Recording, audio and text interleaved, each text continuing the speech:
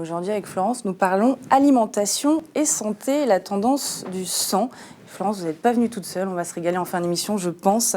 Alors pourquoi parler aujourd'hui de cette thématique ? Alors je tenais à parler de l'alimentation parce que c'est un sujet qui me tient particulièrement à cœur, du fait de la maladie de ma mère qui est décédée il y a quelque temps.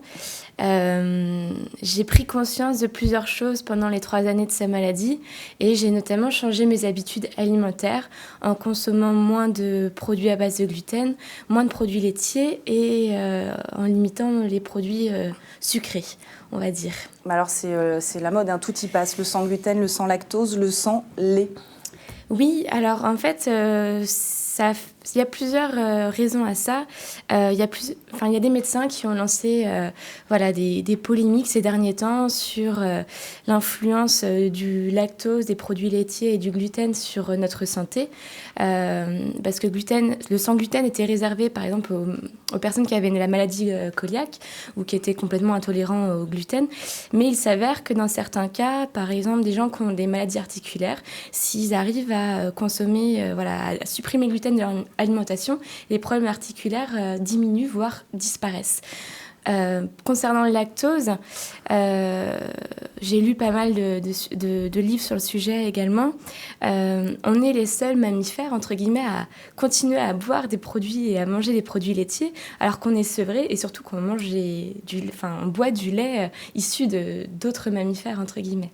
Et ce sont des régimes qui ne sont pas évidents à mettre en place, mais il existe beaucoup d'alternatives au blé et au lait de vache. Oui, alors ça peut faire peur, c'est vrai, au départ, parce qu'aujourd'hui, du gluten et du lactose, on en trouve un petit peu partout, mais il y a beaucoup d'alternatives et ça augmente, surtout dans les supermarchés, on en trouve de plus en plus. Par exemple, pour les sans lactose, il y a beaucoup de produits à base de lait végétaux, comme le lait de soja ou le lait d'amande ou le lait de noisette. Et pour le sans gluten, on trouve aujourd'hui des biscuits sans gluten, du pain sans gluten, des pâtes sans gluten. Et pour tout ce qui est pâtisserie, on a des farines alternatives comme la farine de riz, la farine de coco, la farine de sarrasin ou la farine de pépins de raisin.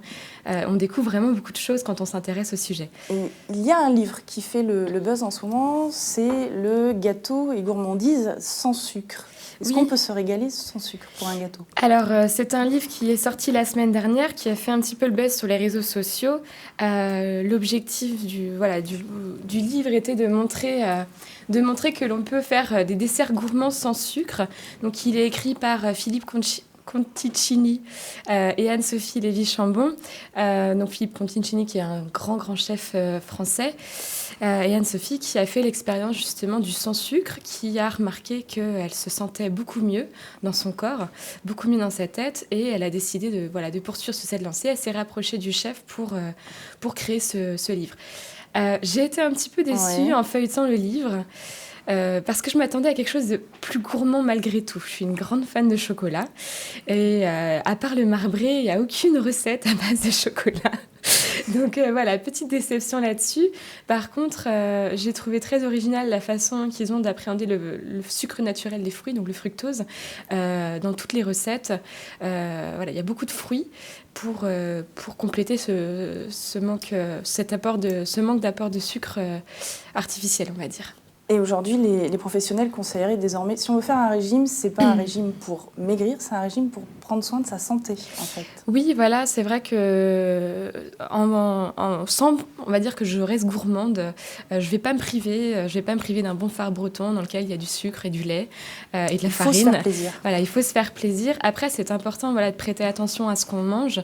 Et pour exemple, depuis que j'ai essayé de réduire ces aliments-là de mon alimentation, je me suis affinée, j'ai perdu quelques kilos sans augmenter ma dose de sport, sans me priver d'un carré de chocolat le soir avec une tisane. Mais et j'ai perdu du poids sans rien faire, entre guillemets, tout en continuant à me faire plaisir. Et vous nous montrez aujourd'hui qu'on peut se faire plaisir avec des gâteaux sans gluten cette fois-ci.